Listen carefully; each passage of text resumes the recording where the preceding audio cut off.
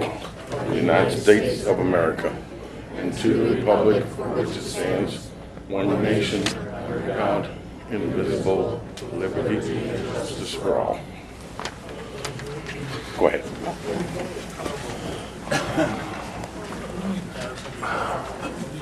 We have a fairly lengthy agenda tonight, and at about 8:15 we need to come to executive session for legal matters. If we're not done, we'll probably go into executive session and then come back after that to finish the meeting. Hopefully we'll be to that point by 8:15 if possible. I have a motion to approve the agenda. So move. Second. Motion to second. Discussion or questions? All in favor say aye. Aye. Opposed, no. In the minutes of the February 19th meeting, do I have a motion to approve that? So move. Motion to approve the minutes of the February 19th meeting. Second. And a second. Discussion or questions? Motion second to approve. All in favor say aye. Aye. Opposed, no. And under claims, bills in between $120,394.06. Do I have a motion to approve that? So move. A motion to approve? Second. A second. Discussion or questions on the bills in between? All in favor say aye. Aye. Opposed, no. And the current claims in the amount of $32,112.68. Do I have a motion to approve them? So moved. Motion by Dave. Second. Second. Discussion or questions on the current claims? Questions? Okay. On the first page, City Sheriff Boulder Falls Property Owners Suit, 437786. We have one out of the insurance company will pay, now we are hiring attorneys to defend the case. The insurance company will cover the first $25,000 of any claim. We have to pay 15% of that to the pool to reimburse us or pay our share of what that first $25,000 is. You'll be discussing that matter a little more in detail with the attorneys in executive session and potentially come out with an agreement to continue if that's what you choose to do. Thank you. On the second page, about 3/4 of the way down, materials for new maintenance building. I take it this is at the golf course? Yes, that's correct. It's for the wood materials and sheeting materials for the inside that the volunteers are putting up and have started. You're welcome to go out and take a look at any time, key at City Hall or get a hold of Jason at the golf course to They get in took and a look whole at. bunch back, they bought another $4,000 worth. That's all the same They amount. took a load back of 2x8s and stuff. About $400 worth that they sent back. Ms. Hill's materials under the street walk repair, what was that? Is that sand and gravel we bought for one of the blowouts or?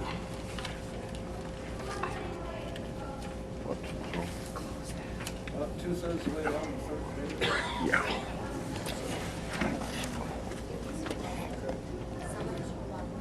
It's for the water breaks. It's our supply for having on hand for the bedding material. Yeah, the bedding base course. Okay.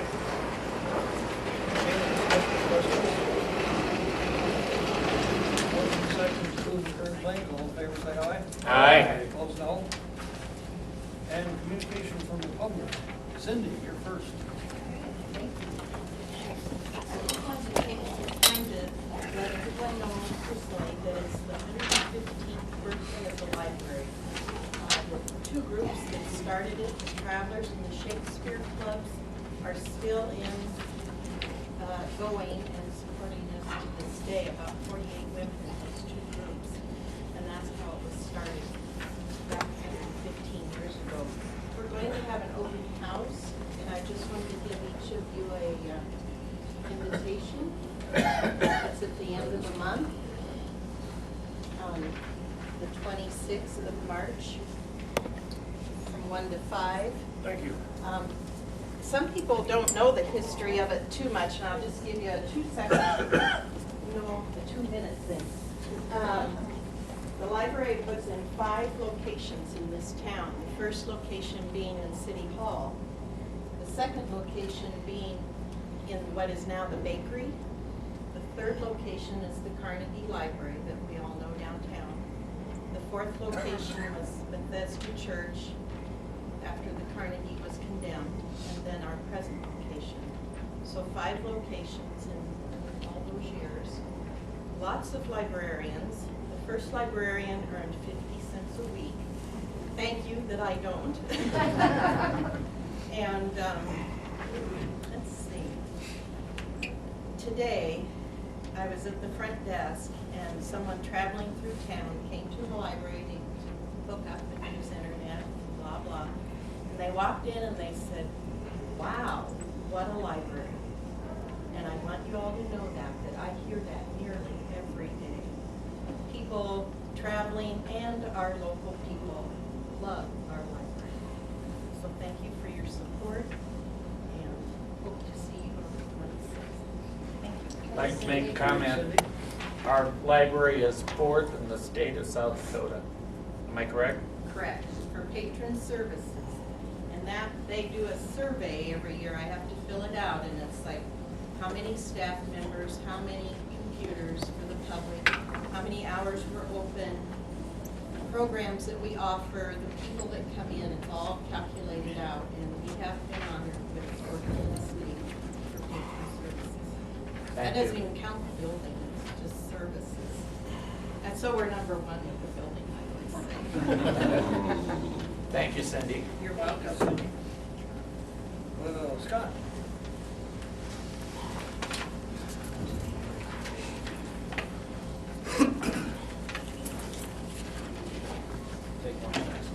Thank you. I'm just going to give you kind of an overview of what we've done the last 2 months, what we've been working on, and what we are working on. Egg Committee, we had Willie Collignon from Angostura Recreation Area come down to tell us all the new changes out there, the Sheps Canyon side out in Angostura. Very excited about the outdoor activities, horseback riding out there. We look forward to that this summer. We'll have almost as many campsites as Custer State Park does available out in Angostura. So that should help us holiday weekends, things like that. So we're very excited about the opportunities they have out there. Egg Banquet, we've got that scheduled for November 2nd. We're looking at doing an egg bank, like an egg day instead of a banquet, where it's going to be more of a working day for the ranchers of this area. So we're just putting that together right now, talking to other communities that have done this, and we're hoping that it can work here in Hot Springs. Spring Fling, our home and garden show, is set for April 27th down here at the Music Center. It's on Saturday from 9 to 4. So we're working on the details of that right now. Tourism side, we're in the middle of doing the city maps, motel directories. We've got an ad place with Midwest Living. It's a co-op ad with Black Hills, Badlands, and Lakes up in Rapid City. We've got a co-op ad with Great Getaways with the Department of Tourism. We're redesigning our rack card, and we're adding the Southern Hills Golf Course in the back of that, so that'll be one of our attractions we're adding on that rack card. Through Black Hills, Badlands, and Lakes, I don't know if you saw in the Rapid City Journal, but we had the Washington Nationals have presidential mascots, and they were in the area filming different things in Custer State Park and things like that. And during their home games, during the 7th inning stretch, they're going to be having these different adventures that these presidential mascots did in the Black Hills area. So at all of those home games, we'll be getting that exposure. Black Hills, Badlands, and Lakes is doing a road trip roadshow again. We're going to be doing a fireworks display at Minnesota Twins Memorial Day weekend. We'll have the presidential mascots from the Rapid City Chamber there. What we do with these is with the road trip roadshow, there's a 4-wheeler that we get email addresses and addresses from. We can use those addresses later on in the year to do a marketing campaign in those different areas. So that's planned again this year. The next day after that, we're going to be in the Mall of America. You're doing the same thing with the Jeep, the Polaris 4-wheeler, getting those addresses. Travel shows, I'm not going to go through all those, but those are where all our marketing materials have gone this year for those travel shows. We use Black Hills, Badlands, and Lakes to do our lit distribution program. They'll be distributing our rack cards and magazines to Wyoming, to the Black Hills and the 990 corridor. Buffalo Roundup is moving from a, excuse me, I got a bad cold fight here, from a Friday to a Monday. So we're looking at doing a marketing piece between Custer State Park and the Custer Chamber and the Hot Springs Chamber, trying to showcase that weekend, saying come up here, don't just leave after the Buffalo Roundup, stay in the hills during that time period. So we'll be promoting our Badger Clark Cowboy Poetry Gathering. Custer State Park is doing all their activities like normal. And then Crazy Horse is actually doing a Volks March. This is the first year they've done one twice in 1 year. They usually do it the first weekend in June. They're actually going to do it on this weekend also. The bid board is a co-op partner with the South Dakota Department of Tourism. They're going to be having a $50,000 peak season marketing campaign and a possibility of a $20,000 shoulder season campaign. We'll decide that on Wednesday in our meeting. Working with the 2020 Vision Committee, looking at more signage, marketing, and capitalizing on our outdoor activities here in the area. VA update, we've got a person assigned to our Save the VA committee under Secretary Shinseki, and so we're having communications back and forth with them, trying to say, your figures are not right, so we're moving back and forth, giving them the correct figures. And then we're starting to get our board of directors put together for Veterans Enterprises. We've got the AVTT traveling wall, again, coming to Centennial Park, and we're looking at activities there and here at the Mueller Center, July 31st to August 4th. We've got a gazebo that's being donated by the State Veterans Home, and we're looking at moving that out to Coffee Cup Fuel Stop and making that our new visitor center out there. With Big Bats being closed this year, our visitation was down. So we want to move everything on that side of the street, or that side of the road, to try to attract more visitors there and get them to come into Hot Springs rather than go up Highway 79. Our annual meeting is March 23rd. Taste of Hot Springs again, try to focus on our restaurants, showing what they've got available. And we've got 2-page advertisements in the South Dakota Vacation Guide, Southern Hills Vacation Guide, and the Hot Springs magazine coming out. So that's what the bulk of the stuff we've been working on the last couple months. Yeah, thanks, Scott. Really helpful to see this list, a long list.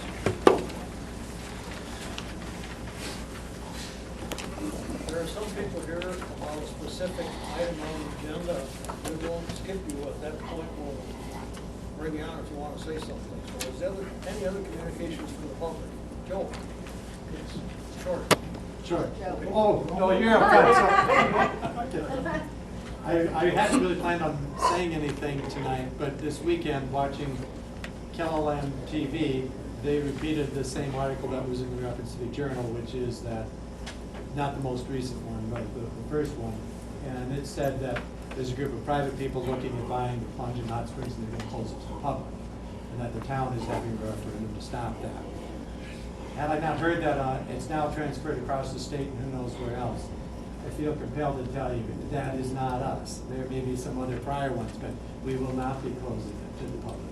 The whole purpose is to make sure that it's open, but it was distressing to see that Sioux Falls is reporting that we're going to close it. So that's not the case. I've been told that there's going to be a forum this coming weekend, Saturday, and I was invited to attend. Unfortunately, I can't attend, so I regret that. But I'm hoping to be able to attend the second one when that one comes out. But for this first one, unfortunately, none of my partners are willing to be a public face, and that was, so we won't have anybody there. But I would let one quick observation on that. I don't think it's a private people versus anybody or the town versus anybody. I think we all have the same goal, which is to keep the plunge open. My goal just means I'd like to be able to control it without risking my tax dollars. But I think we can do that. But because of that article, you can't believe how many phone calls I've gotten, mostly anonymous, who have expressed displeasure that we're going to be closing, despite the fact that I've come here before and said we would not be doing that. And the question has come up: well, if the town approves buying it, if the voters approve it, where does that leave me? Well, I think the short word is out. There's nothing more to be done. But on the other hand, if the voters should decide, no, they don't want the town to buy it, what's the assurance that I'm not just gonna walk away? Well, I've got a lot of my personal sense of worth writing on this, that if, for whatever reason, the majority of voters say no, Hot Springs should not buy it, we are gonna be looking at purchasing it. I'm not here to stop that. I'm here because I think we can do a better job, and so are my partners. So to the extent I can assure people, no, we are intending on putting in a bid for it, should the opportunity rise. The question has been asked also in several of these anonymous calls, are we gonna offer 1.6 million? Well, so far, we haven't been able to make the projections for income work. And it's still a little early, but if we can't make those income projections work, the short answer is I would say how we can offer 1.6. Frankly, the numbers that the town has put forth, I appreciate the good faith of it.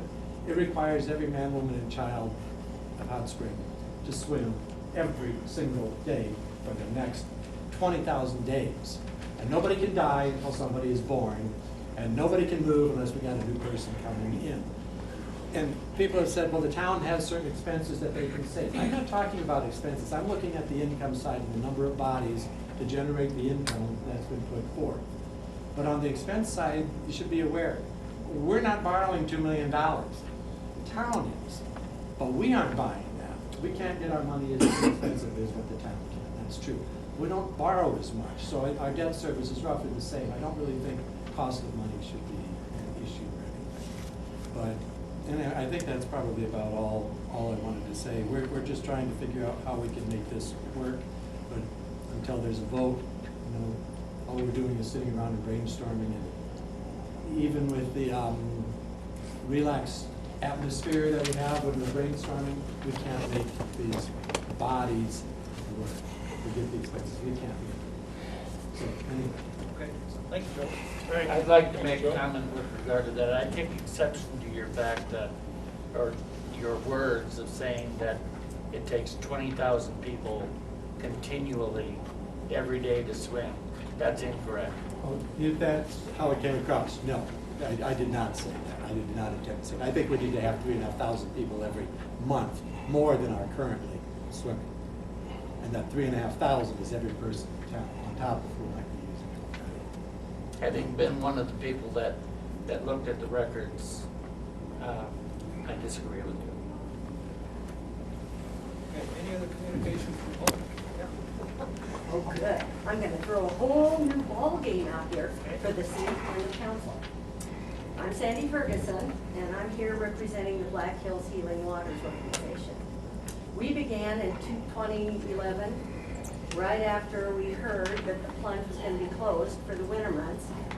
And most of us felt like we'd been punched in the stomach because the plunge was part of our routine. And for any of you that have a routine in the morning or evening and you know what you want to do, and ours was always first thing in the morning, put your swimming suit on and your clothes over it and jump in the plunge and get ready for your day. When we found out we couldn't do that, we decided we were going to form an organization and figure out how can we help, what can we do. Well, we've been pondering, we've been brainstorming, we've been figuring it out. And it's been taken a while, and then when the price went down, we thought, well, maybe if we were a nonprofit, we could apply for one and see if we could get that status and see if we could get funds. And if we knew some rich people and they would donate, Sanford's really into health and get these people that are into health. And then we kept saying, well, we're concerned about our age because we're getting older and we really need physical activity even in the winter.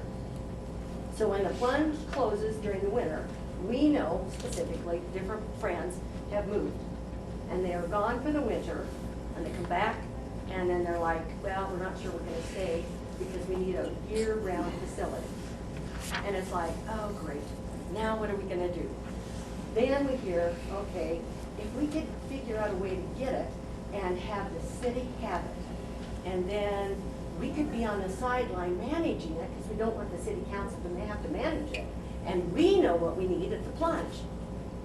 Through all of this time, it's finally kind of coming more clear. As we hear about people that want it privately, and we think about the city having it, and then thinking of some of the benefits of city grants and different things the city can have. And then some of us really got to talking about it and kept saying, we've got to do something, not just for our age group, but what about the kids? And we love going in, watching those kids in the summertime when they're at the recreation program. And it's like, that's really cool. So this is what I'm laying out to you.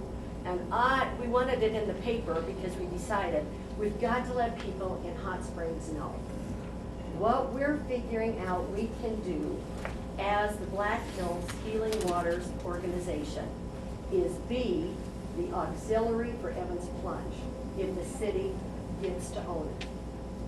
And that means, we already heard that the city would probably have a board. We have some members in our organization that would love to be on the board because we know some of the things that we need at the plunge. We know some of the ways that these people they were here from South Korea this year.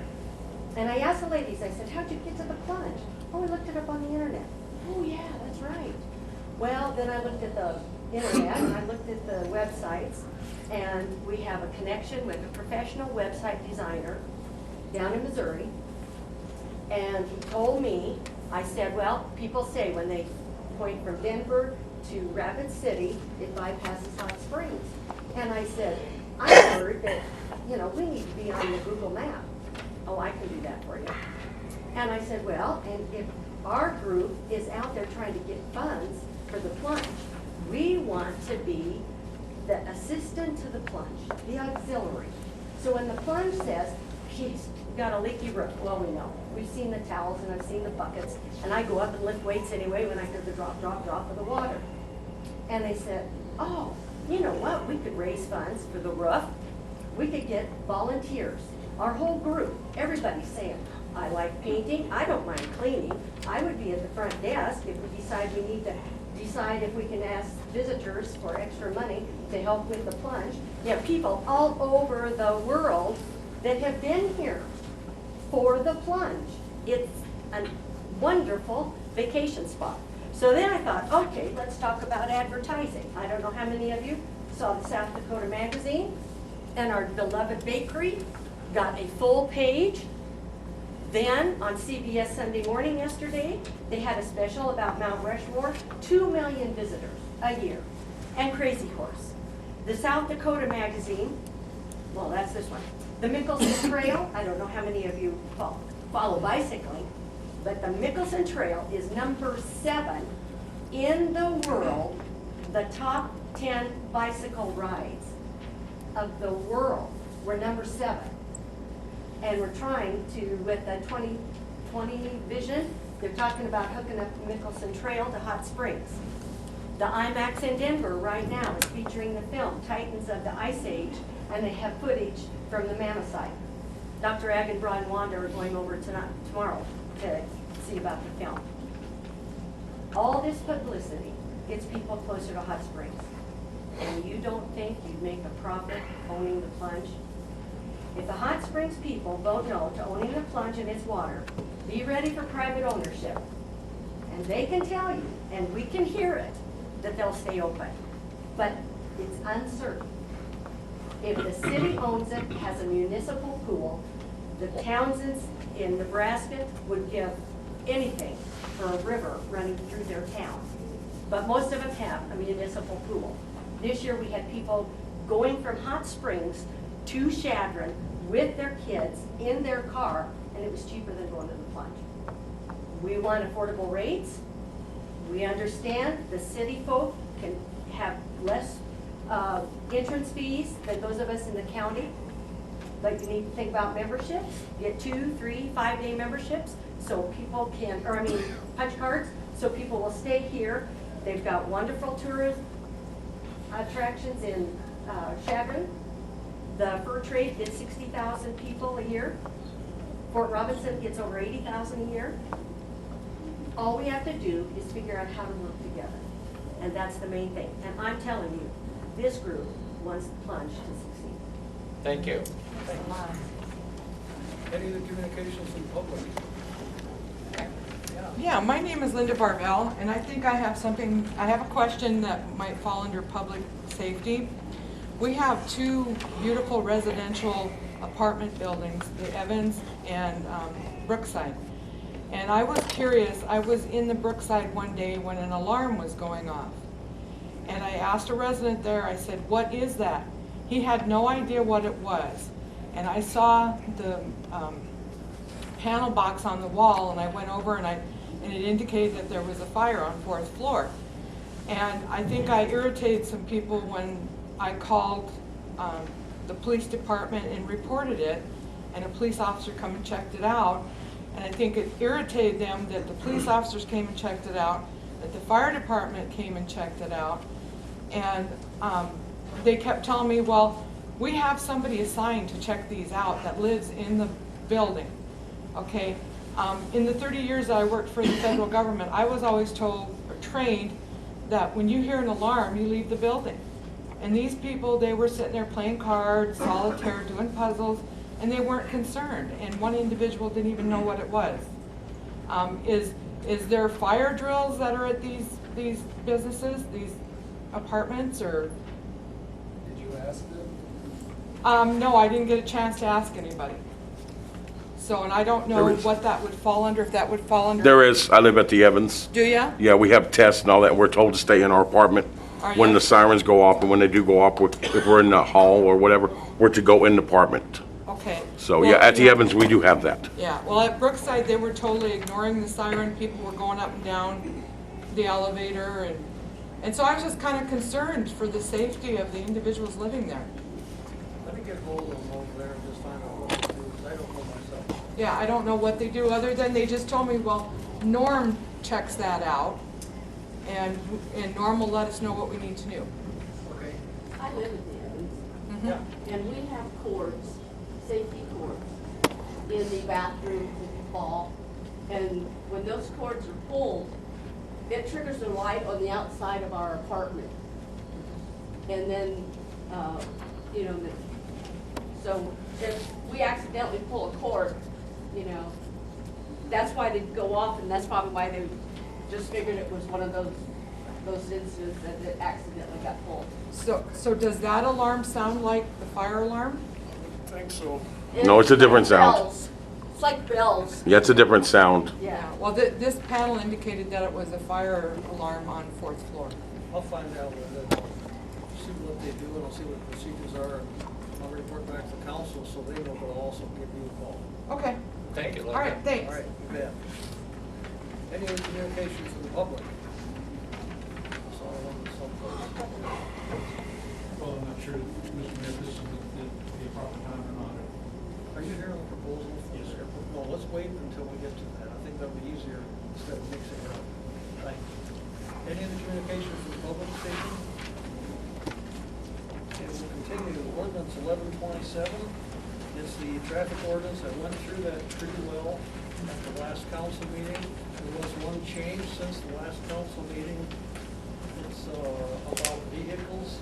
There's one section we added, it says vehicles and trailers of all types, including travel, boat, camping, and hauling, will not be parked or stored between the back of the curb and the adjacent property line.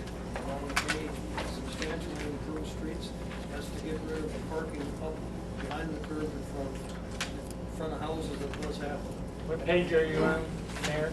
It's on page 16, it's about 3/4 of the way down. And that was added, I wanted to make sure that everybody knew it. I talked about everything else in the traffic ordinance that was significant the last meeting. So do I have a motion to approve the first reading? So move. Second. Got a motion and a second, discussion. Got a motion and a second to approve the first reading, call the roll please. Ashley, Yes. Bartolome, Yes. Burris, Yes. Grimes, Yes. Holmes, Yes. Norton, Yes. Romy, Yes. Weedia. Motion passes, Mr. Mayor. Thank you. Resolution, we've got resolution number 2013-6, appointing the election clerks for the election coming up. Motion to approve. So moved. Second. Got a motion and a second. Discussion or questions on this? Got a motion motion second to approve, all in favor say aye. Aye. Opposed, no. And personnel, we've got one meeting, you can see that on your agenda. Old business, RV dump station, I think that's yours, Mike? Yeah, we did some study on that with the city engineer today, or last week. The building inspector, a couple council people were with us. We believe we got room there to do that. If we open up the east side of the Civic Center here to more parking. And it's my intention tonight to make a motion. We proceed with the final design of this station and with the extension of more parking on the east side of the Civic Center. And remove the soccer fields. I'll second that. Got a motion to second, discussion. I would think that with the acquisition of the lots that we acquired down off of 4th Street, between 4th and 6th, over there by the sewer plant, and the possibility of acquiring the next property to that, and also owning the property in between, that we may have a big enough area to open up the alley and keep it right there at the sewer plant. Has there been any, Scott thinks it's too close to the river there, from what I'm told. but we've, in acquiring the property that we just got at the last meeting, there is a sewer station there for that property that we could use as going into the sewer. We wouldn't have to worry about an overflow going into the river. Isn't there still another private piece of property that we don't own? Yeah, but I think that's coming up, and the people are being broached on giving that to the city also if we clean that property up. That would give us an immense amount of property between the sewer plant fence and the Iversons, who are way over on the corner of Joplin and Fourth. I think as narrow as that street is, we'd have problems getting things down here. Because they'd have to come off the bypass or the 4-lane coming in town and turn, and they'd have to turn on 4th Street, and that's an awful narrow street. It'd take a big thing in the trailer to make it down there. One of the things we're trying to get is these motorhomes to be close to the chamber to get information about Hot Springs and other area, the camping areas around town. And make it convenient for them to use the bike trail and everything. One of the things that came in our packet was letters objecting to the use of this area out here around Mueller Center for overnight parking too. Are we? For a campground, we don't plan on putting a campground. Exactly, that's what I thought. I don't think there's any appetite for us putting in. But I just wondered if we had exhausted our investigation on that other property. I have an issue with the mobility of getting the motorhomes in and out. Okay. I just wanted to ask a question. It's kind of a congestion having all that stuff going on here. It's the biggest problem that I feel. And it takes away a little bit from what, if we're having dump stations, I could be concerned about that.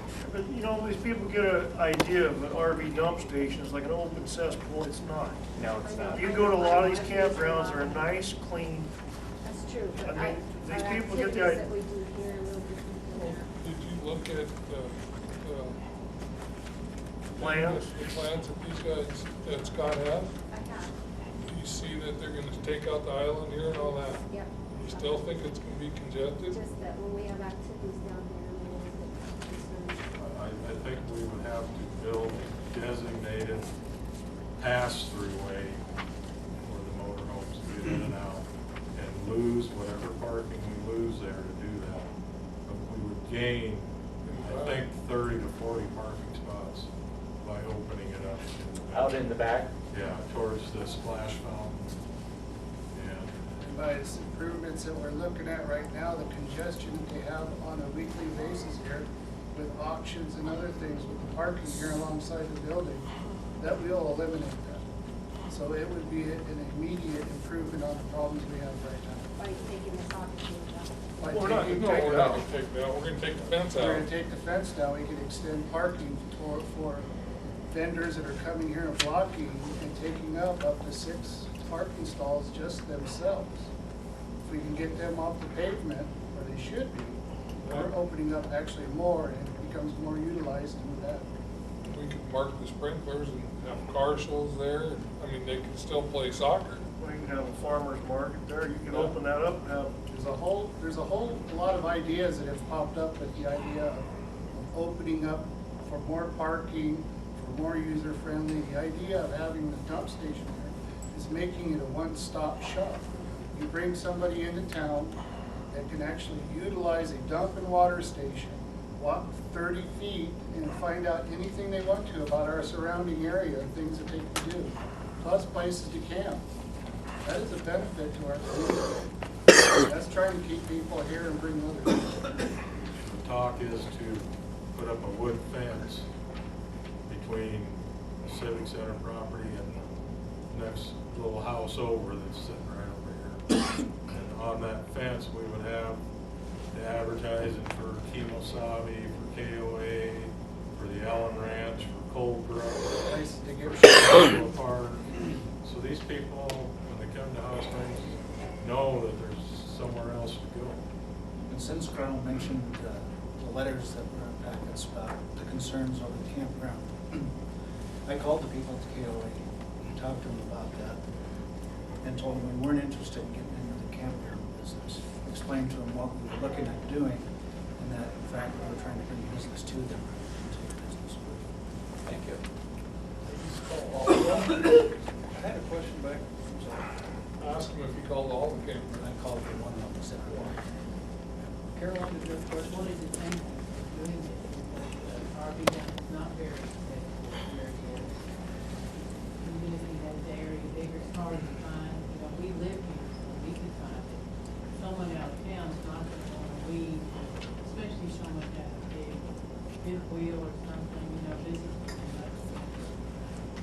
And let's be honest, if we were to put it somewhere else, when you go grocery shopping or whatever, you always try to find the most convenient place to park. So let's make it that way. Let's not direct it somewhere else and hope they come back. Let's just make it that way again. So those folks know once they get here, they can get all the information and the services they need right where they're stopping. Any more discussion? Yes.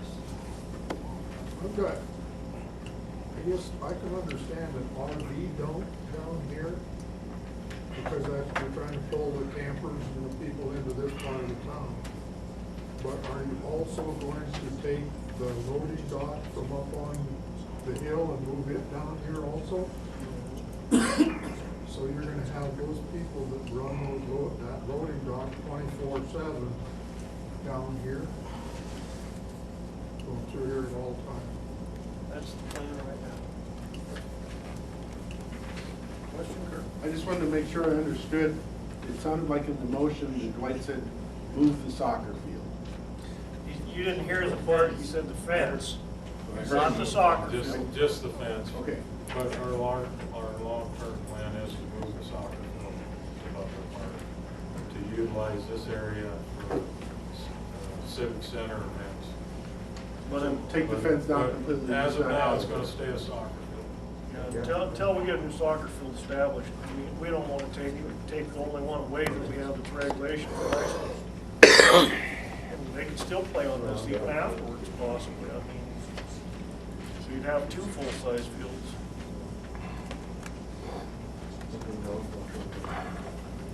Is there an issue with the sprinkler system underneath there for, you're talking about driving on If we mark them, it won't be. I go to car shows all over and they use parks like that, they have sprinkler system, they just mark the heads, you can drive on. There's precautions that can be taken. I don't foresee a lot of traffic, on the grass over there, but if we get a car show or something, we're lucky enough, maybe, I mean, of course, the sprinklers have to be shut off at that point. People park in high Be dollar sure nice to cruisers. get the counts down here instead of a ramp. Good luck with that, Okay, thanks. Something to work on. yeah. Any other discussion that's gonna help us, or you ready to vote? I just mentioned one more thing. If you actually look at it, it's quite a ways over to where we're planning on putting this. It's not like it's right beside the city. Probably at least 150 feet. When are you going to do I'm sorry. it happen? When will this be done? We hope to have it done running this summer, if everything goes right. We need to finalize the plans. And I think we need to get a better budget number, because I think there's some things in the budget that haven't been accounted for, like power. Well, once we get it Paving, moved, we can yeah, fill those stuff lots like up that. there and recoup the money. We are having city, plan on having city crews do quite a bit. Any more discussion? Is the smell not gonna bother the city center, the down station? We're gonna put drops in there every day so the smell goes. You ready to vote? I'm ready. Who's gonna do it, you? I have a motion and a second, on, getting the final plans drawn up and budgets on the Delta water fill station. All in favor, say aye. Aye. Opposed, no. Then we have a proposed resolution on the protocol and standards of conduct. We actually had one at the last meeting, we made a couple changes, but then there's been a couple more that the committee looked at. And Carl, maybe I should give it to you, I think this is just something else to think about. Yeah, I think it is. I would like the council members to look over this proposed ethics for city council members, and maybe at the next meeting, or continue this to the next meeting to where we vote on accepting these standards. Okay. Take a look at it, we'll discuss this later. Just realize, Harlan was telling me, we don't have bid openings for, this is like a request for proposal from Pete Lean. I know several of you are here because of that airport proposal. I'd like to discuss it now to save you guys some time. I think it might be beneficial to you, if that's all right. Okay. Where is that at on the agenda? It is not on there, it should have been on It's there. on the but we missed it. communications from the public. Oh. We just forgot it. So let's take a look at that proposal, and we had a couple proposals in. Do you gentlemen want to say something first to the council? You want to address us from? Sure. All right. Thanks, Mr. Mayor. My name's Joel Brandon, I'm the Chief Operating Officer for Pete Lean and Sons. And standing in front of people. We were one of the three that submitted a proposal for the use of the airport. And the understanding of our proposal was basically $1 million. And then it was a whole contingent upon items that we also was proposing to as opportunities both for the city. You know, they help the city with their sewage issues, they help the city with they help resolve the lagoon issues, they help the city resolve issues with the water that they're currently responsible for the irrigation, to do sharecropping with the existing property, and to extract the sand and gravel and actually process that off-site at one adjacent property. And I just want to remind the city council and the mayor that we've been part of this community since the 40s. Last year, we spent over $300,000 within Hot Springs proper. We pay $120,000 in property taxes, and we have 7 full-time employees, anywhere from 3 to 7 full-time employees, not seasonal employees, not part-time employees, but people who live right here in Hot Springs and actually employed by Pete Lean and Sons. So we've been an active part of this community for a long, long time. I feel like that the proposal that Pete Lean and Sons made is by far the best proposal for the city. I think it gives the city the greatest number of options in order to be able to meet not only the needs of the airport, but also the needs, short-term and long-term needs of the city. I think if you really look at the proposal that we made in comparison to the other two proposals, see very clearly that our proposal really stands at the top. And I would really like to, for the city council to give our proposal, serious consideration. And if there's an opportunity for Pete Lane & Sons to continue to work with the city council in order to further develop this, our proposal, we'll be happy to sit down with you. I know that there are some concerns with the city council about as to whether or not to accept or reject these proposals. And I know there's been some conversation that has suggested that these proposals were pretty much equal. I can assure you that that's not true. Ours was almost twice what the second proposal was. There's also opportunities that, from our proposal that would allow us to share crop with the existing lands. We would take care of the water issues, and the properties would continue to be farmed, and we would work diligently with the city council in order to ensure that the city, is the recipient of the share crop side of this. So there's multiple opportunities for the city to extract revenue, not just the $1 million, but for a long-term solution. The other thing is, on our mining proposal,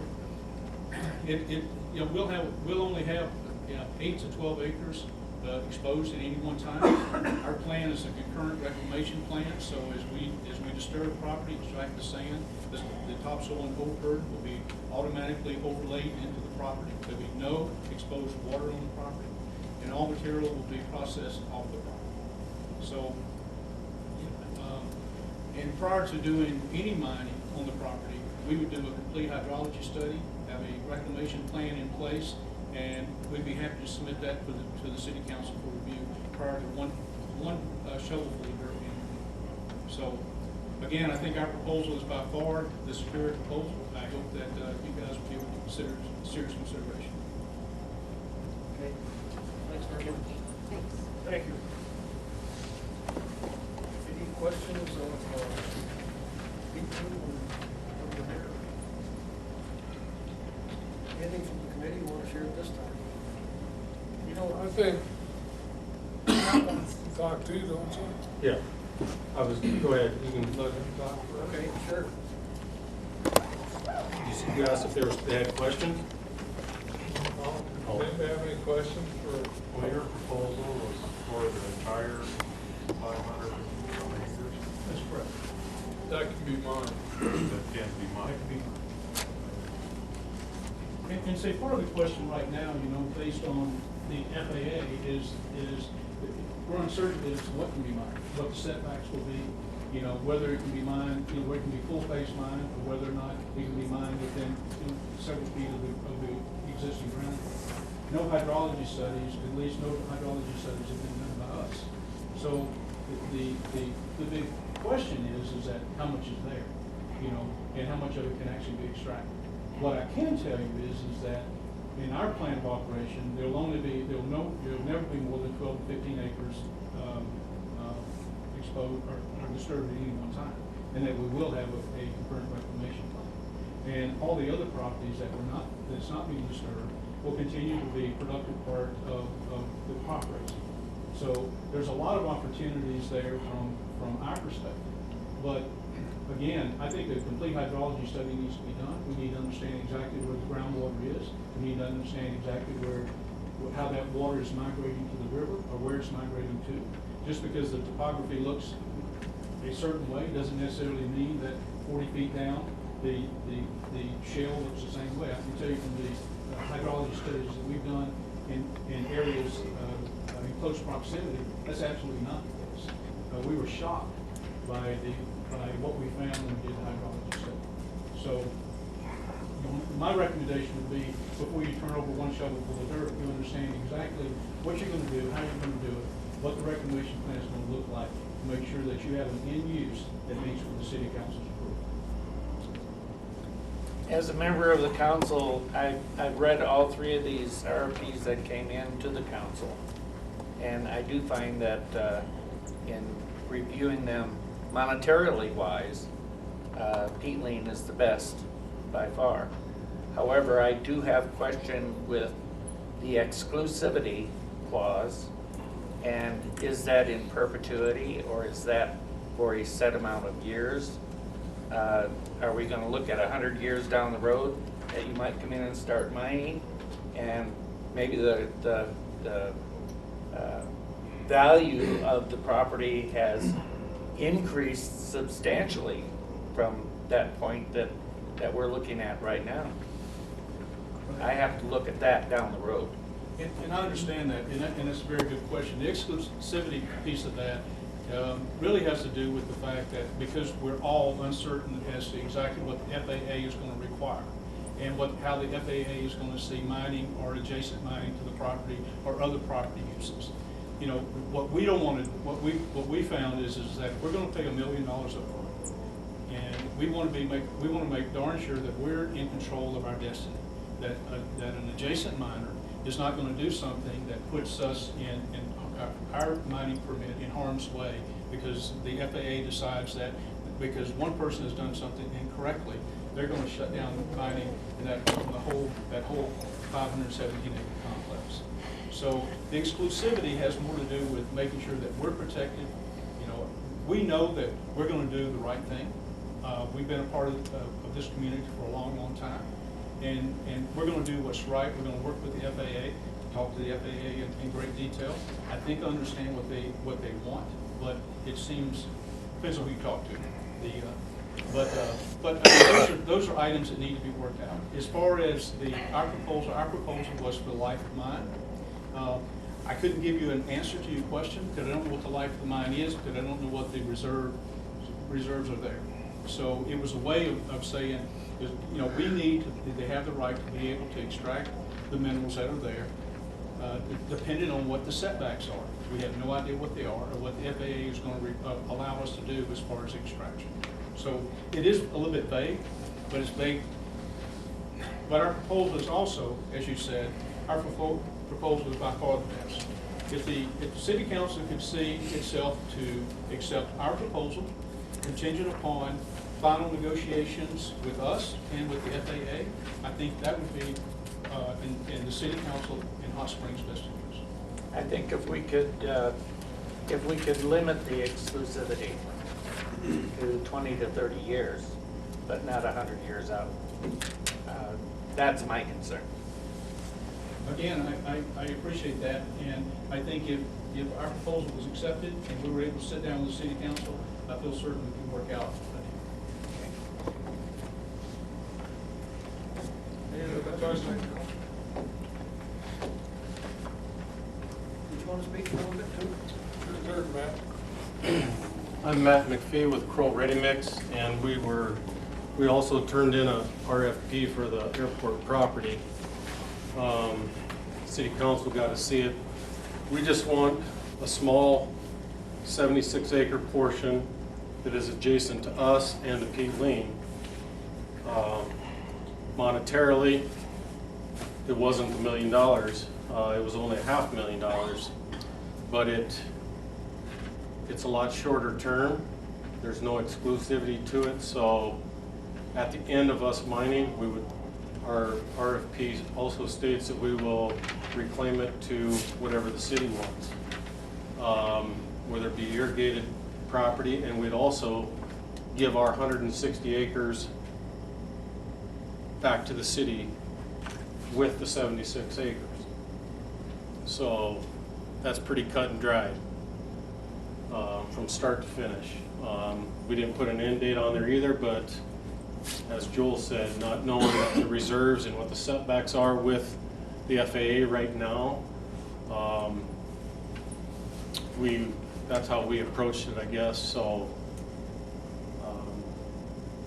and yes, we would have to go in with a mine plan and a reclamation plan, as everyone does. So, I feel that ours is, on short term, it's a better proposal for the city today, not 50, 60 years down the road. So if you have any questions on that, I guess. Any questions? Thank you, sir. Thank you. Go ahead, Wally. We don't have one. What's happened if you get the $1 million, okay, or $500,000? If they don't find what they're looking for, are we gonna pay them back or what? No, it's $1 million, the council will handle it, but it's $1 million period. Period. Yep. If they don't find anything, we lucky. Good.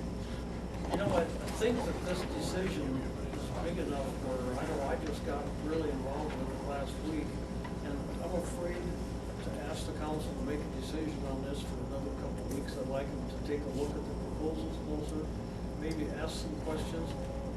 We don't want to put this thing way off, and I don't think we want, I mean, it's up to the council. I'm not in favor of just rejecting everything and starting over. Didn't our attorney say that we could hold off for a week or two and talk with both people still again? Yes. Would You'd guys have to would table you guys the be up action for or that? postpone and do it to a specific date if you would. Would you guys be up for that? Well, I guess I just want to get clarity of what I'm agreeing to. I'm happy to sit down and talk to you about the proposal. If we're negotiating the proposal, you know, I think that, you know, I think you need to accept or reject one or the other. If you're accepting our proposal, I'd love to sit down and talk with you about how do we flesh this out, how do we make this in the best interest of Hot Springs and Pete Lean. If you're going to allow Kroll Ready Mix or Pete Lean Sons to alter their proposal, then you're almost throwing the proposal out. So I guess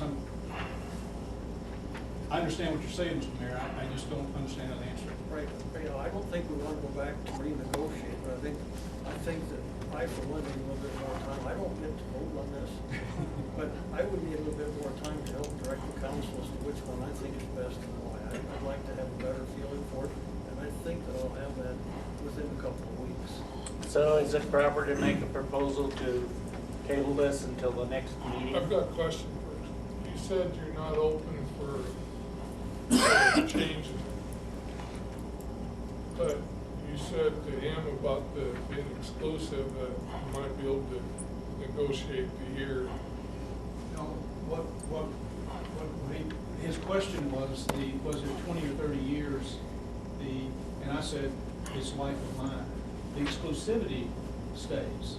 The exclusivity and life of mine, two different things. As far as the in perpetuity, there's not an in perpetuity clause. There's an exclusivity clause, but not in perpetuity. This would, you know, one thing, we would only have a small portion of this disturbed at any one time. The other remaining parts of the property would stay productive. And as this moved through, but our proposal was for life of mine. I don't know what the life of mine is, and I think this is what the councilman is asking. I don't know what that is because we haven't done the hydrology study, and we don't know exactly what the content of the reserves are, based on what FAA rules may be in the hydrology study. But we would have a much clearer idea. I would hate to go out and spend the money if we're not the chosen party. If we are the chosen party, you know, the first thing I would do is initiate a hydrology study to determine what the reserves were, where the groundwater was, what the migration of the groundwater was, and what the recharge ratio, rate of the groundwater was. And these things just take a little time. And then from that, I could develop not only a mining plan, but a complete reclamation plan that I'd be happy to share with the city. In fact, you'd want to see it, so you'd know what the end use would look like. Some of the councilman was concerned, if we do let you guys have it, you might not start mining for 20, 30. Well, I can assure you that wouldn't be the case. It would probably be 2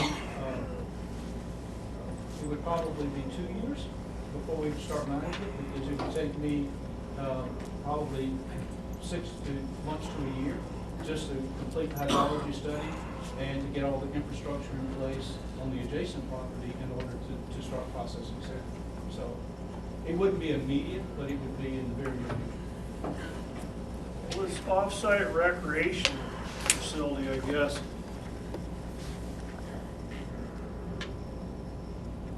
What's your question, I'm sorry? That off-site recreational facility says you're willing to assist. I guess my question is where? Because if you put it out there at the airport, if to their mind, then it's not gonna be a logical thing to do. Depends on what part of the airport. Closer to the road, to the highway.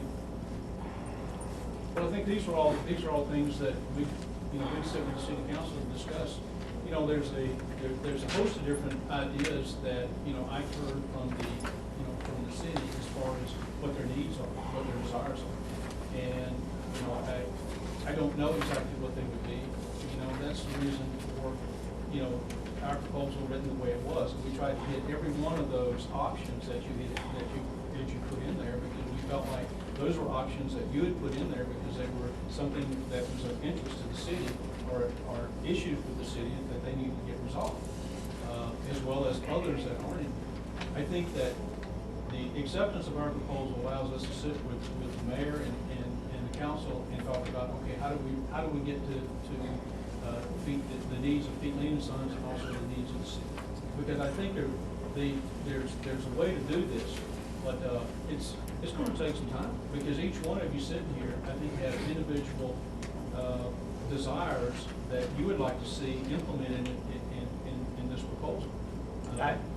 I would then make a motion that. Just a second. But But the RFP did not ask for all of the off-site stuff, all the promises that it asked for mineral extraction, solid waste to deal with the biosolids, not with the ponds.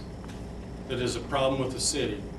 There's nowhere in that RFP did it ask or state anything about that. Can I ask So you there- guys a question? I know the request for proposals is pretty vague in spots. Would it be better if we rejected both these things and rebid it with more specific proposals? Or would you rather we just accept one of your bids the way it is now? I think that our bid is by far the superior bid. I think the city council sees that.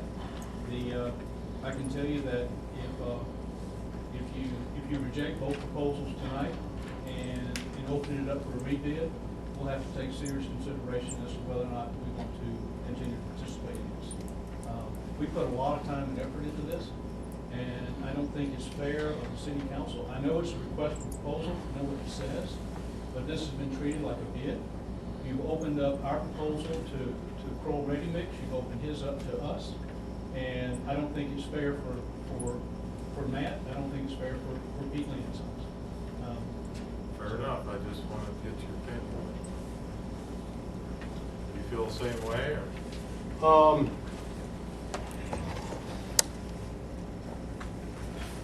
I'm a little split on that, I guess. I just assume they're accepted or rejected on what they are, on what the RFP asked for, or else that's it.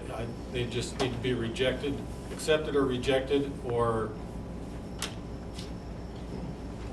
at one point I thought that this could be salvaged, but I guess nothing moved forward with that, so. Well, I'll tell you, I'm a little concerned about that time myself. I won't tie up the next generation of people Hot Springs, because I mean, the life of the mine scares me.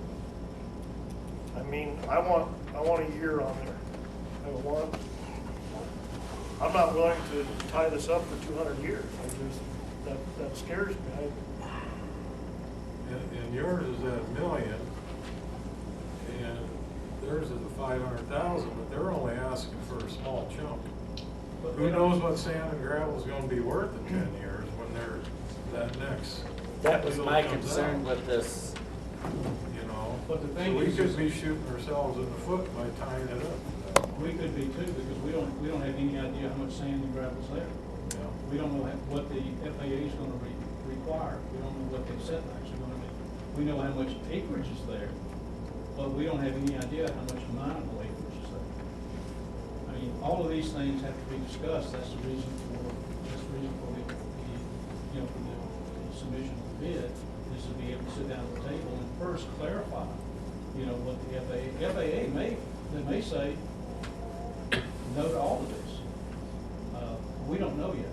you know, so it's contingent upon FAA approval. You do know there's no mining inside that tall fence, right? Oh, yeah, darn it. Be hard to land an airplane. Okay, unless there's an objection, what I think we should do is we should come back to the next meeting and do our very best to have either rejection, if that's what the council wants, or to accept one. And it sounds sort of like maybe if we could accept one, it might be better. So it's a matter of taking a look at our RFPs that went out, take a look at what came in, and go renegotiate, and take a look at what we actually put out, what we actually got in, and from that make a decision. And then if we do it, make sure that we can put the fine details together with whichever one we approve. And if we can't get that done, then we would throw it out at that point. But I think to do that, I think we have to table this activity until the next meeting. It's a request for proposal, it doesn't have a 30-day limit. We're not even on the agenda. Yeah, we can just continue this until the next meeting. Okay. Is that good with you guys? Is that good with you, Matt? Okay. Thank you very much, I appreciate you being here. Legally, I don't think we take action while we're on the agenda. Right. Continuing, new business, Hot Springs Block Shop event, Mark.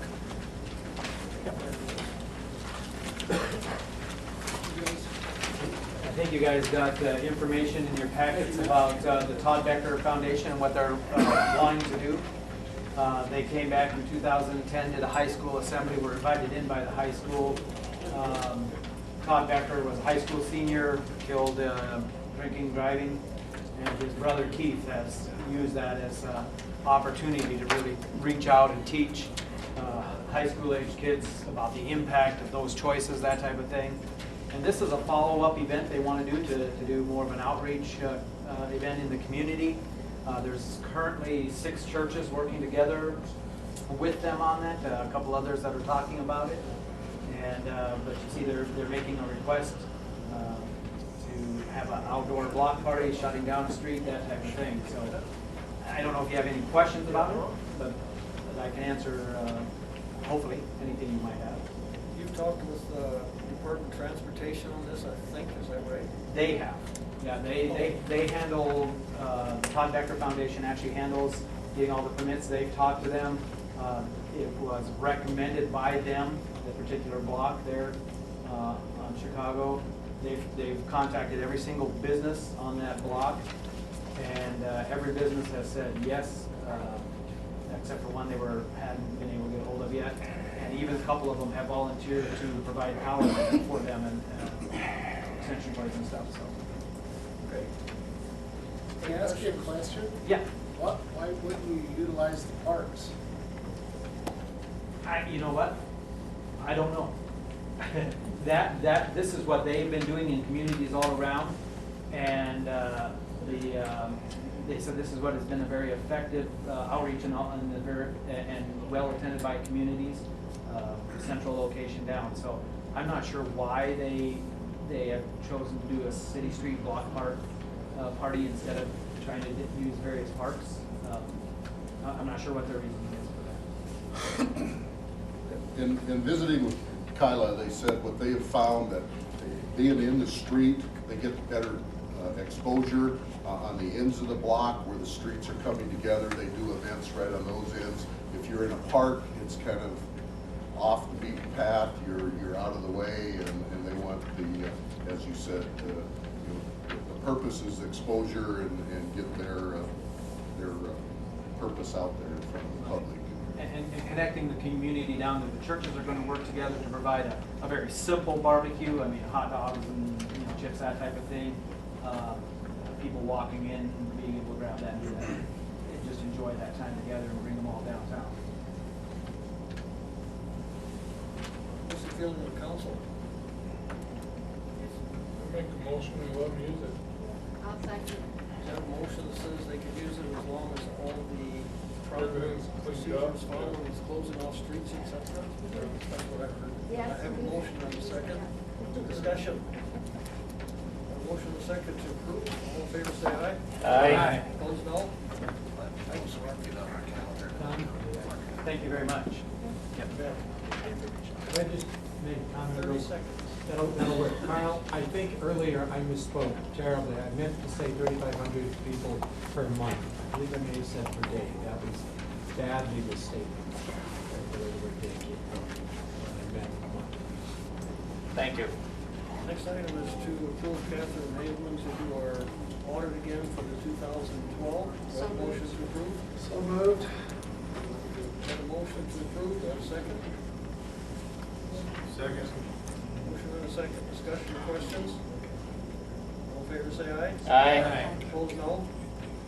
We've got several temporary alcoholic beverage licenses. The first one is Molly's for Casino Night at the Mammoth site, April 26th. Have a motion to So approve. moved. Second. Motion and a second, discussion. All in favor say aye. Aye. Got another one for another license for the hall for Casino Night at the Mueller Center. So moved. Got a motion and a second, discussion or questions? All in favor say aye. Aye. Opposed, no. Third one is the Winner's Circle for reception at the Mueller Center, May 25th. A motion to approve. So moved. And a second. A motion and a second. Any discussion? All in favor say aye. Aye. Opposed, no. And another one for the Winner's Circle for a wedding at the Mueller Center, June 1st. So moved. Second. A motion and second to approve. Any discussion or questions? All in favor say aye. Aye. Opposed, no. I'd like to appoint Jan Weiser to the Cemetery Board for a 5-year term. We'll be up 4 years and like 10 months from now. We have a motion to approve. So moved. There's a motion and a second. Discussion or questions? Motion and a second. All in favor say aye. Aye. Opposed, no. No. Yeah, we've got an amendment from Catalyst Chief William Jackson. And this is regarding some of the work that's already been completed at the airport, some of the work out there. This is the engineering firm of Air. This is about a $4,000 change, I think. Is that right, Harley? 4119. The actual change is for all of the construction review as well as the several added items that were added. So it's actually a $32,000 amendment. And we have paid all but $4,000 of that at this point as part of their construction administration.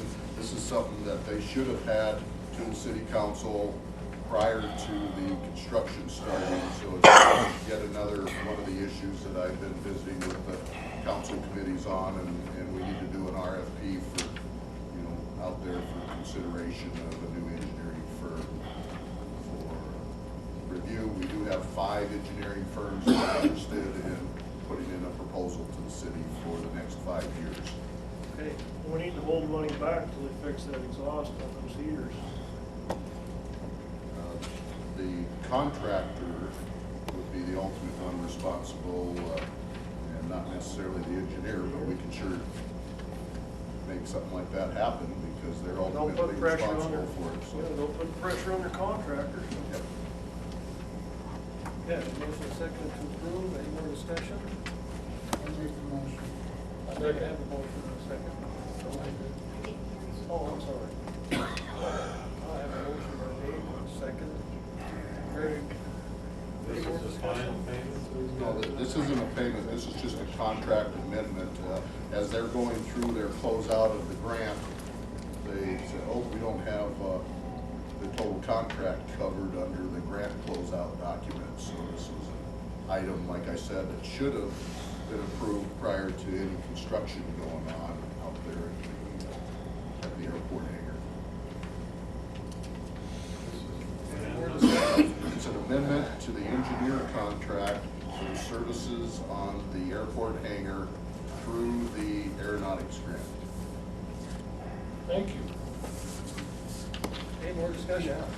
Have a motion and a second. All in favor, say aye. Aye. Opposed, no. No. And the RFP for energy conserving measure with Johnson Control. Do you think you'll be very long? honestly? You know, I'm, just given time, I'm gonna abbreviate it. I can get you into executive session, 2 minutes. Well, after that, then we're gonna finish a meeting after the executive session.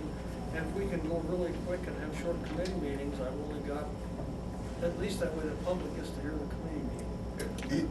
Either way, it's up to you. Can you go quick? Yep. All right, let's start it. Okay. Thank you, Mr. Mayor.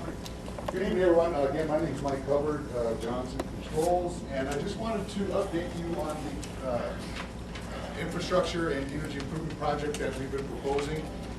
In January, I think everybody has a copy. In January, you guys agreed to publish a request for proposals as required by the state's energy efficiency statute, which again allows you guys to make improvements to your infrastructure facilities that save energy or operating costs as long as those improvements are funded by those savings in a 15-year period. This is our assessment. We were the only respondent to the RFP, which is allowed by the statute. This is a preliminary assessment we did back in October. The only comment that I have here is there might be some things in here that the city has addressed, just given the amount of time between when we did our preliminary assessment and now. Your next step, if you choose to take it, we're not asking for action tonight, but to review the proposal. At the next council meeting, you can recommend Johnson Controls as your partner, select a potential scope that could be developed. Again, it's no commitment. Then we come back with a proposed project development plan, which would then cost, that's when we have the contractual obligation to go out and develop it. Right now, we're looking primarily at the meter project and with the water meters and the automatic meter reading, because that is self-funding. We are fairly confident. There are other items that maybe not, but we've been working with the Public Utilities Committee on weeding those out, and they could make that recommendation and final scope. Any questions? See you next meeting. Yeah, thank you, you did excellent. Thanks. Thank you for your time. Thank you. And on the election polling locations and combining wards, will that take action? Will that take action, Debbie, do you know? I think it takes a vote of the council to approve it. All right, I entertain a motion to set the Mueller Center as the location for the meeting, special. I will give you that as a motion. Yeah, as a motion. And a second. In a second. Is that Set the move Mueller all Center the as the polling? location for all of the wards to be voting here. I think the city will shoot themselves in the foot, because I don't think the old people from the Brookside and Evans will come down there and vote. So absentee voting, You have to call City Hall and get them up there.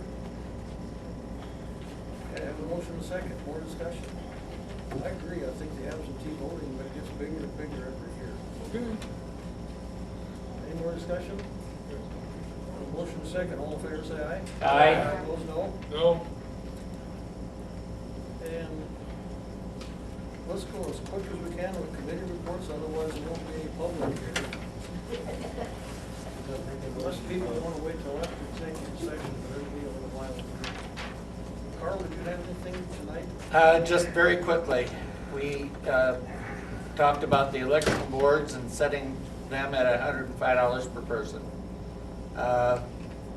We've got bylaws for the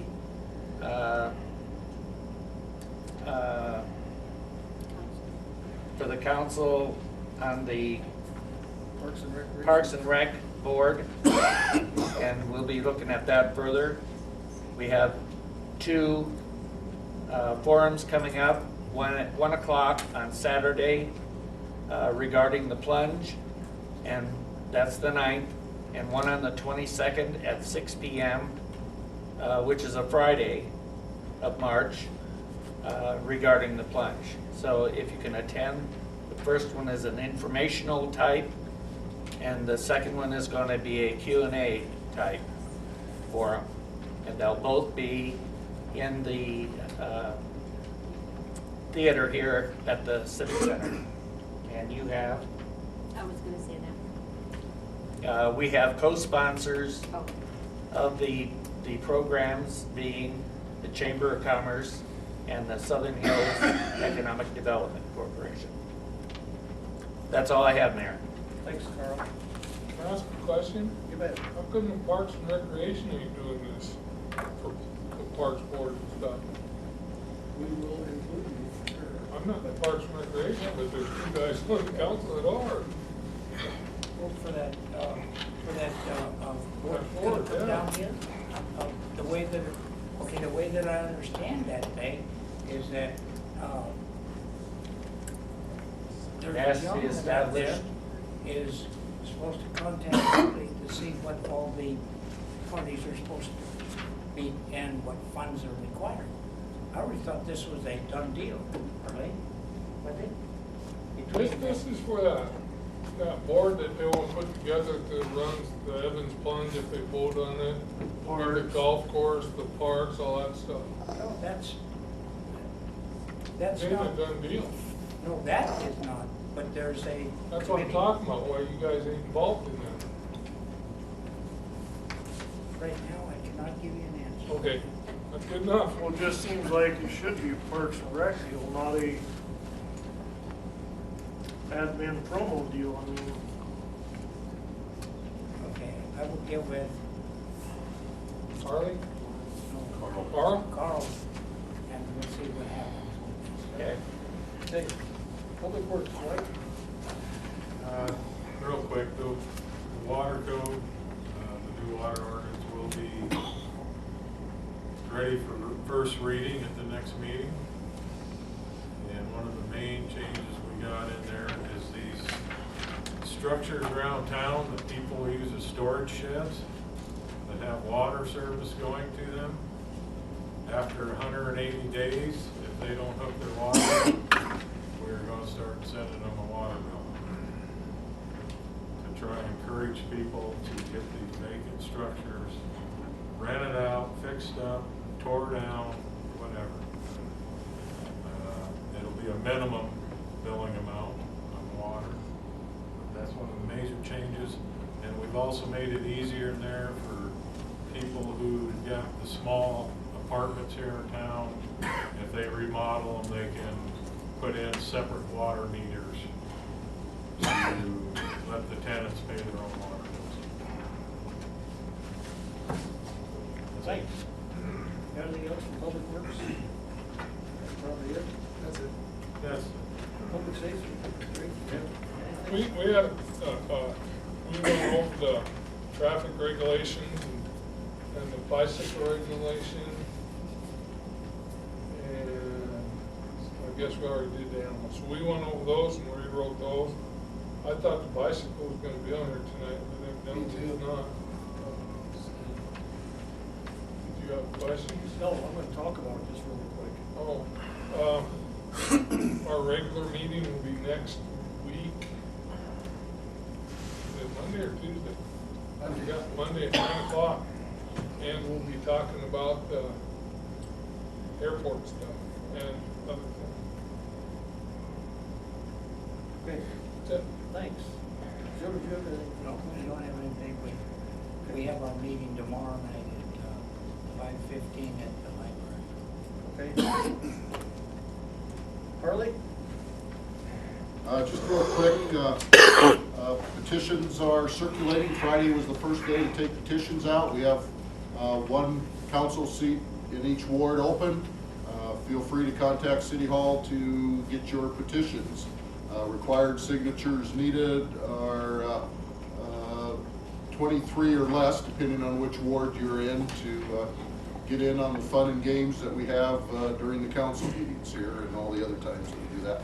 Second item, and I guess it's kind of under the mayor's, but the District 9 Municipal League meeting is scheduled for April 17th. It is in New Underwood this year, so any of the council members that are interested in attending that, we do have a deadline of April 3rd, so you got a little time to think about it, but before April 3rd, we need to get reservations in if you're planning to attend the District 9 Municipal League meeting. Last year it was held in Edgemont. And we vote every year to where that next meeting will be for the following year within the districts. Hot Springs is interested in hosting it. You might want to decide if that's something you want to get ready and start lobbying for it. That's everything I have, Mr. Mayor. Okay, thanks. I got just a couple things really quick. The Parks and Recreation Board ordinance has been in place for a while, but there are several changes. And what I'm trying to do is to just briefly cover ordinances before we have a first reading, so nobody's surprised at the time of the first reading. We've done a lot of cleanup on here. Part of the cleanup says that we will have at least one person of the Common Council on the Parks and Recreation Board. We have had a Parks and Recreation Board in the past, but I hadn't read the ordinance, and we haven't had one for who knows how many years. So this is part of the cleanup anyway. We will have at least one person on there. There's not a whole lot of changes to it that are big. Again, it's a lot of cleanup. We used to have by ordinance everything that happened at the golf course and all of the rules and the tournament rules, all that was in ordinance. We don't think that it should be done by ordinance. It should be done by, just the committees of the golf course. They can decide some of that as far as if it's too rainy, there isn't a golf match or a tournament. We've always handled by ordinance, and I'm not so sure we follow it anyway. So we're trying to get back to a little more common sense to make that happen. The bylaws we talked about, we've already got that. The recommendations from this board to the city council will be done by resolution of the board. And one of the things I like that Carol has put in this ordinance is that any action of this board, although we may only have a quorum present, less than a little over half of the people, there has to be a majority of the whole board in order to take any action by that board. So I really like that she's put in. The other ordinance is coming up the next time is the bicycle and skateboard ordinance. There are a couple of changes in it. There's some cleanup stuff as far as definitions, etc., and how to register bikes. But one of the major changes, at least I think could be major, is bicycle riders under the age of 18 years old will be required to wear a safety helmet. And we've added, the committee's added a new section on sidewalks and skating on sidewalks with skateboards, rollerblades, etc. Nobody can ride those in the business district now, and that will be the same as it has been for bicycles. And the police can have some control over that with signage. There's another new section on skating, skateboards, scooters, skateboards at night. The skateboards, the operator or the rider has to have safety helmet, safety reflective clothing. So there are some changes in here for sure from what there was. I think I've covered what the committee put in there. I think that 18, you're gonna have to change it to 16. Yeah, It's overreaching again. you might take a look at that and see if you want to change it before the first reading. Right now, that's what's in the proposed ordinance. And that's all I have. Carol Ann. I mean, kids can't ride their skateboard unless they have on like. At night. Just at night. Yeah. Motion to go into executive session. Second. Motion to go into executive session for legal matters. All in favor, say aye. Aye. Opposed, no. Quick break. Very quick. Yeah. Yes.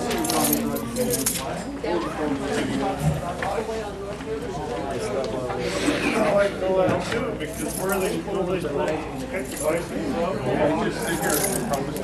You only go in on the skateboard, what are they getting?